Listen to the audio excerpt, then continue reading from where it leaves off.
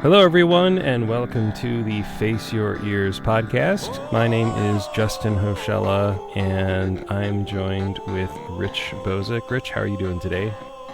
I'm doing well. Good to be back in the helm again, recording. Absolutely.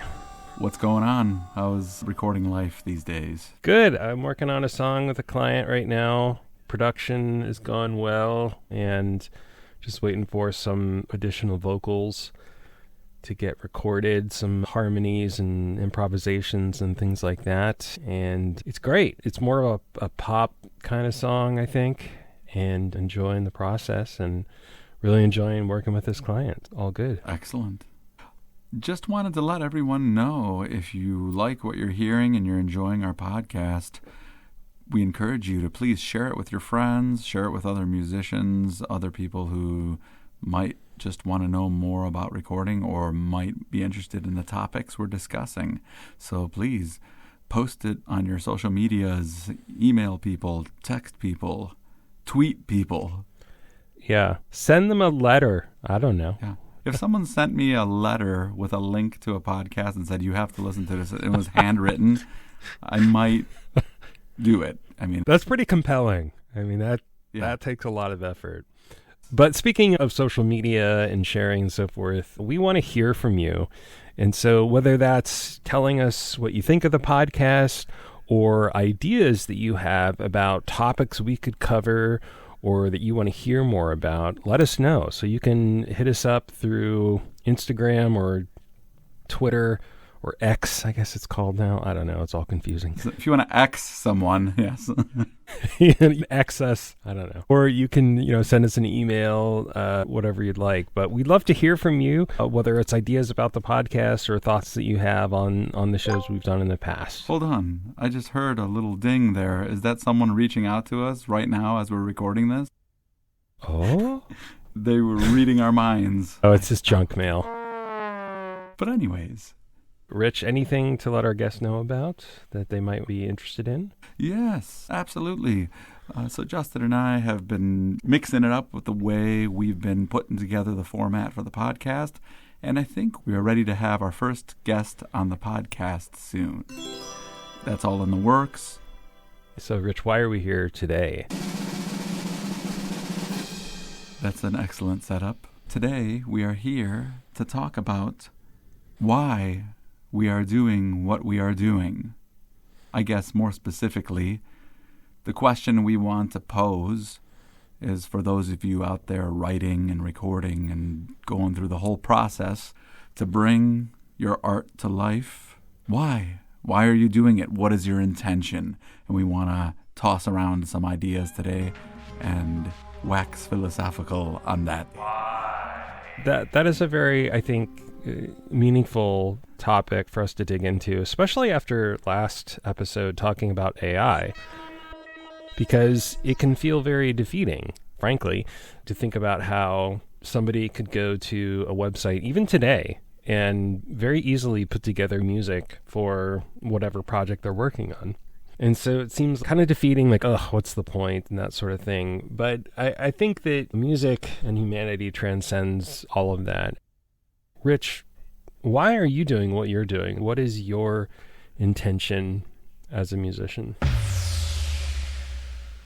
That is a big question because I have different facets of what I do as a musician. I guess what I'll focus more on today is the creative aspect of songwriting, recording, because this is the Face Your Ears podcast where we talk about that stuff. Why do I do what I do?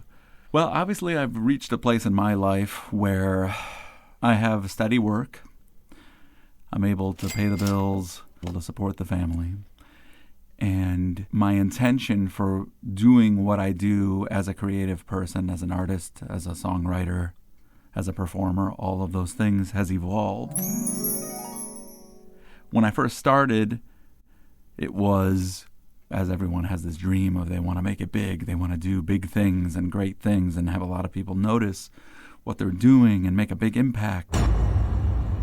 And as life goes on and the world and the way things go, The place I'm at now is I actually feel more liberated than I was when I first started. Meaning, the reason I do what I do now is purely out of a desire to do it and out of a place of trying to express some sort of creativity, emotion, the act of creating just to create. That's kind of where I'm at now. I feel like I have more flexibility and freedom because I'm not viewing it as this thing where I have to make it big, I have to make this big impact, and it's more about the actual project or piece in and of itself. What can I do with this song to make something that I feel is important in the moment, that serves the process and the creation of that song? Amazing. Thank you for sharing that. I think a lot of that, most of that really resonates with me. I don't have necessarily a lot to add to that other than just agreeing with it. When I reflect on my own experience in being a musician and creating music, it really just frankly boils down to creativity, and that is a very, for lack of a better term, primal thing. I think creativity is such a innately human thing, and that gets expressed in a myriad of ways, be it musically with photography, sculpture. There are just so many facets of expressing ourselves. For me, there's also a thread of curiosity. So the kind of stuff that I enjoy doing musically can be very strange. I love electronic music. I love sculpting sound, which basically is like making weird squeaking, burping kind of electronic sounds. I don't know. But I love the process of discovery and surprise. And I think that's the key word, is process. I just think that there's something about doing the work that is so satisfying. You might be chipping away at something for an hour and not get anywhere, but then all of a sudden, after all of that toil and work, you discover something, some sort of serendipitous thing happens. How many times have you been in a studio and made a mistake that turns into something really cool? Like you forgot to turn a plugin off, or some preset loaded weird, or whatever. And some magical things can happen. So I love that aspect of it, being creative, being able to explore, especially in collaborating with somebody else like I'm doing now, like I mentioned at the top of the episode. There's a small degree of risk in trying something creative, and that person may like it, they may not, but that's part of the joy of it, is that you could find out new avenues of creativity by working with somebody else that is fundamentally different from you and their creativity. And so that's another element I really enjoy, and why I love doing what I do, is the ability to collaborate with other people that are very different from me. And that affords me the ability to learn and to grow as a person. Yeah. I think it's very challenging to grow as a musician typing prompts into an AI engine. That's not something that I find fulfilling. It serves a purpose, in saving time and money, but that's not what I'm after as a musician.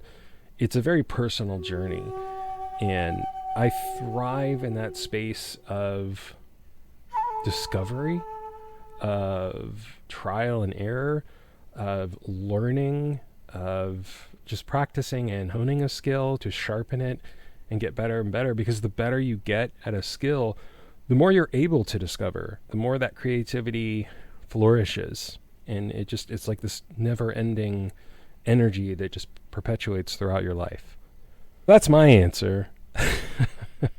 Yes, I think you brought out some other things that can change the intention of what you're trying to do on a given song. Collaboration, kind of a risky thing to do when you're working on music, because sometimes you have to give and take. And also, in your case, I know sometimes someone hires you as a producer to help finish their vision. You have your creative ideas, but you have to be flexible and be willing to give almost completely and abandon ideas completely in order to fulfill what the client is after. Which could be different from if someone was like, hey, I want to collaborate with you from the ground up on a song, and have you do your production and everything, but I want you to really react and do things in your way. That's a different ask, can often stimulate different ways of thinking about what you're doing and probably allow you to be a little more connected to your ideas. I enjoy collaboration and I enjoy working alone. I think both have their advantages and both have their shortcomings. Yeah. I agree. I feel like the biggest shortcoming of collaboration, when you have like a great idea and you've decided, okay, let's collaborate, then you have to learn how to give a little bit and work around whoever else you're working with. It's like your ego gets in the way. Like if you're working with somebody else, like you can think, this is so excellent, I love this idea, this is going to be amazing. And then they're like, nah, I don't really like that. To your point, you have to learn to compromise. Yeah, if you're going to collaborate, you got to learn to be a collaborator and you got to learn to give. And I think that can be difficult. That can be something that could be restricting as well. But restriction doesn't always necessarily mean a bad outcome. I imagine like some of the great songwriting duos of the past have locked horns on things until they work it out. Unless you identify your roles early on in the process or what the intention is. Yeah, there's a great story about a Depeche Mode song, Enjoy the Silence, which is probably their best known song, if not one of their absolute best known songs. And the song is written by Martin Gore. And the demo that he initially wrote for Enjoy the Silence was a very sort of somber, slow ballad. And the producer for that record heard Martin's demo and thought, this would sound a lot better if we sped it up, if we made it more of an up-tempo kind of song. Martin hated the idea, like vehemently hated it. And it took him like weeks or something to like get around that or get over it. And finally they got to that point and they started recording and everything like that. And it became the song that we hear today, this more up-tempo, a more energetic song and not this dirge, somber song. If people hadn't intervened, we wouldn't have that same song. Like it probably wouldn't have been the hit, this beloved song that it is today, if there hadn't been that contention or that disagreement. True. And then you could look at it from another point of view. Maybe the dirge, if we were presented with that dirgy tune right away, that would have been what we got and we would have loved that. Maybe, yeah. So it's always about decisions. I think once you enter into collaboration, you got to be willing to sacrifice a little bit of what you had in mind. For myself, when I'm collaborating, I have sometimes ideas that are reactions to things that I feel strongly about. When you invite people in, you got to let them explore. And if you invited them in, you have to allow them to have some of their flavor in it. And you can't get in there and micromanage too much because then you start to spoil the well. It defeats the purpose, right? Like if you're overly controlling to that creative person, like why are they there? Yeah, if you want to have your idea imposed on everything, then you may as well just be doing it yourself. Right. And there's something that I feel that I write that are like that. Mm-hmm. Yeah, good point. And right now, I'm working on a bunch of songs that I don't want any input on. I have my own vision, and that's what I want to do. I'm like getting in there and doing everything exactly the way I have it in mind. And that's why I'm doing that way. So I don't invite someone in and be like, go ahead, but then change my mind midway. I know with these songs, there's certain things that need to be done in a certain way in my mind, right? But then I have other things where I'm like, yes, this is a good thing to work on with others, right? Experimentation for me is so key. I think so often my time in the studio is just that. It isn't necessarily writing, and that's probably because I have more of a proclivity towards electronic music. So there's a lot of experimentation with sound, different synthesizers, sound modules, plugins, things like that, and just exploring and experimenting with different sounds. And that, to me, is a very inspiring course of action. And the ability to just dive into the sonic well, if you will, and just follow wherever that takes you. Sometimes it leads nowhere. Sometimes it's just getting more familiar with the equipment or the software or whatever. Other times it turns into a really cool melody or a loop or chord progression, and then, it builds eventually into a song. I think that the experimentation element in creativity is just, it's such a joy to me. That's where I get into the flow. So you've probably heard of that idea before, getting into the flow of things. And flow state is so wonderful to be in because you lose track of time. It just seems like you're able to focus intently and deeply and create things that you couldn't otherwise. And so I think that, again, is a very human thing, is to get lost in the flow of creativity. And I was scrolling through Instagram and I came across Rick Rubin, the famous music producer from our youth and today. And he was talking about this topic of creativity and so forth. And he was saying how it's not your job to create something that other people like. Your job is to create something that you really like, that you think sounds amazing and incredible and that you enjoy, because you frankly have no control over how people feel about it, how they're going to react or respond to it. And I was like, wow, that's a really great perspective. And it's true. You don't have control over other people. You can write a song according to the algorithms and trends and whatnot, and people will still hate it. So I think what he's talking about, though, is just being true to yourself, being true to your vision, your creative impulses. At the end of the day, creating something that you really love and are proud of and enjoy, like that, to me, is time well spent. Because letting go of the idea of like trying to write stuff that people love is so liberating. And I just love that. Oh, yeah, absolutely.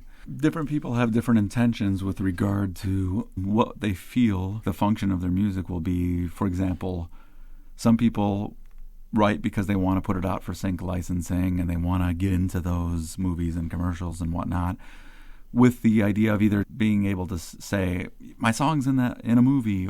Some people think I could do this and make a lot of money doing this if I get into it. Some people write because they want to make that next hit. I've worked with many a producer who that's their whole idea. Is this song a hit?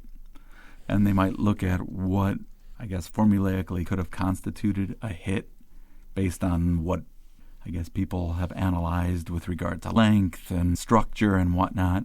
But I think, like all of that, in my opinion, is you're constantly chasing what is popular. You're chasing someone else's idea. I think the good ideas and the things that are memorable and things that we look at as like, this was great art, a lot of times were something that someone just did because they wanted to do it and a good idea came out of it. I mean, there's a mix of all of it. You have some people who do the formulaic thing and they think it's great. It's hard to like judge everything on those merits without knowing how it was derived. I guess what I'm trying to say is don't be afraid in this day and age to experiment. We have all these tools at our fingertips. We have all of the technology. We have a huge body of music that you can go and listen to and get inspired. We live in a time when we shouldn't be trying to all be making the same thing. We have so many options. When record labels were bigger 15 years ago, maybe when there was still, more of a desire for musicians to be like, I want to get signed. And they'd be trying to work on putting together this perfect thing that some singular person who would hear them at some label would be like, we're going to pick you out of obscurity and make you, big or whatever. Make you a star. Yeah. Yes. That was what I saw a lot of with songwriters. And nowadays, I feel like it's geared more towards social media. Look, I got to write a song that people want to put on their TikTok videos. And it's like, okay, fine. Is that what will bring you joy? I don't know. But is that productive as a songwriter and as an artist? What do you think about that? I think it depends on your perspective and where you're coming from. I think for some people, frankly, that are 19, 20, that probably sounds great. It is relative to the time period in which it's coming about.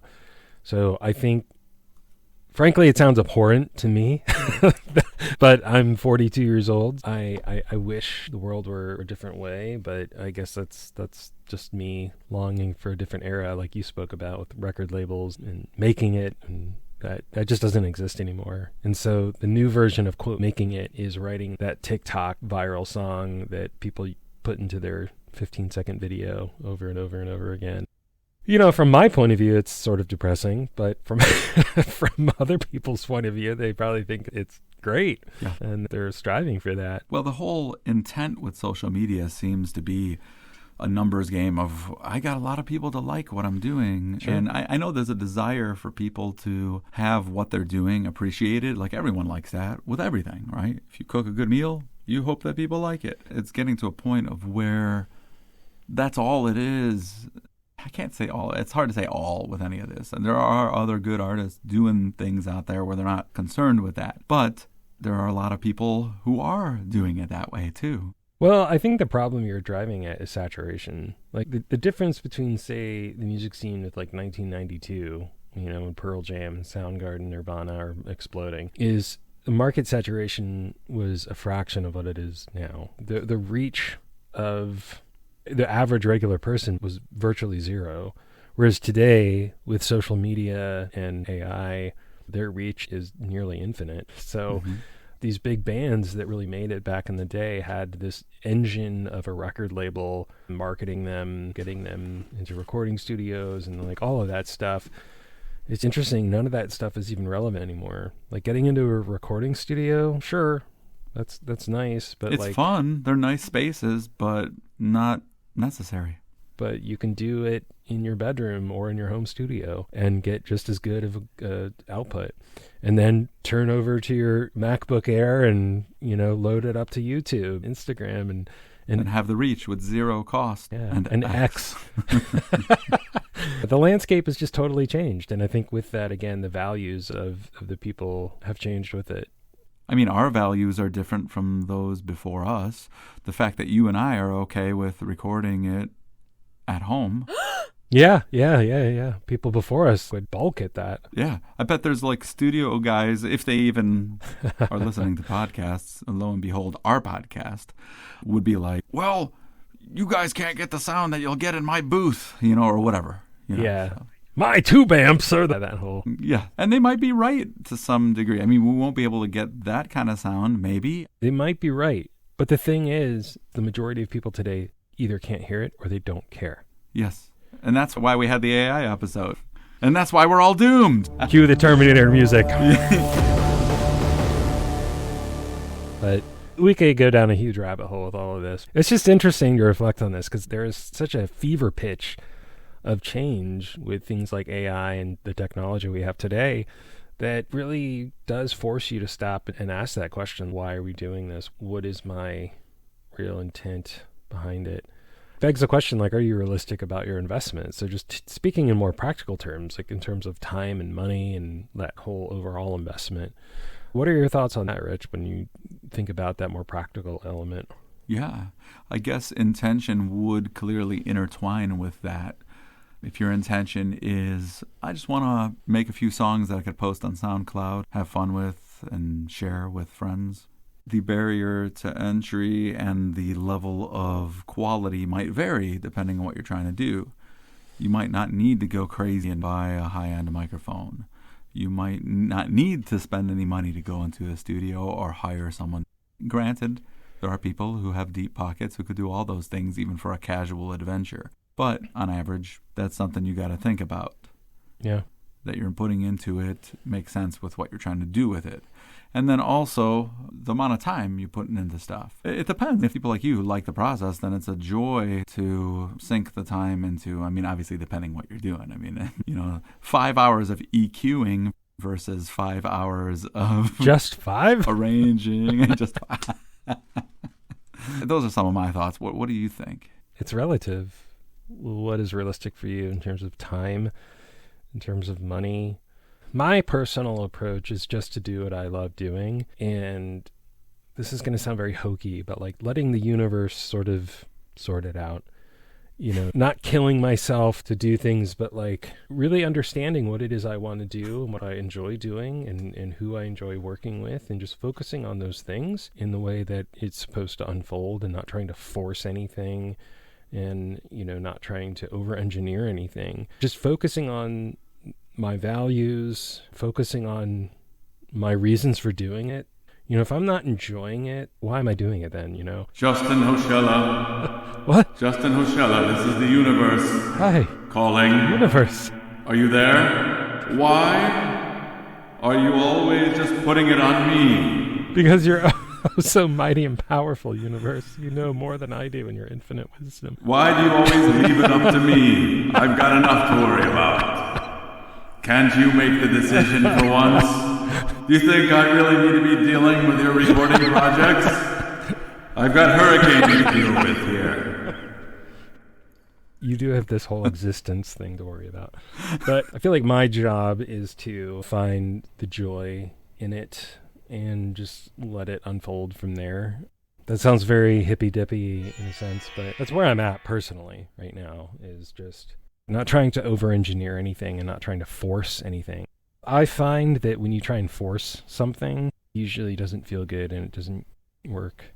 But that's me. Yeah. No, I get you. The thing is, like, I'll invest money into something when the opportunity presents itself or when I find that there's a reason to. Otherwise, it's just sort of a random gamble.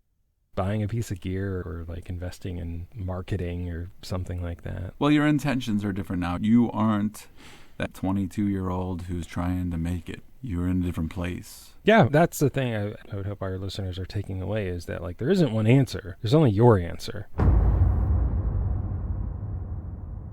You have to sort of figure out what that is for you. What is your purpose? What is your vision? And then from there, figuring out what you're comfortable in terms of investment of time or energy, money, that sort of thing. Yeah, absolutely. I think that's a good encapsulation. And actually, I think this is a good stopping point for this topic. Thank you, Justin, for joining me today and hashing this out. Absolutely. More to discuss, I'm sure, in the future, but it was fun to scratch the surface of eternity and humanity with you today.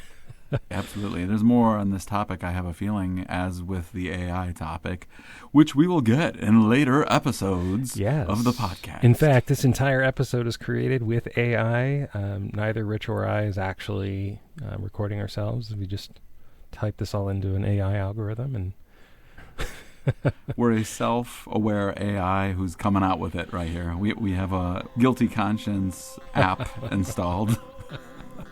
So we just have to lay it all out. Anyways, see you later, Justin. Thanks, Rich. Thanks, everybody, for listening, and we'll catch you on the next episode. Bye. Thank you for listening to the Face Your Ears podcast. We hope you found it entertaining and informative. Check us out on social media and be sure to like, comment, and subscribe.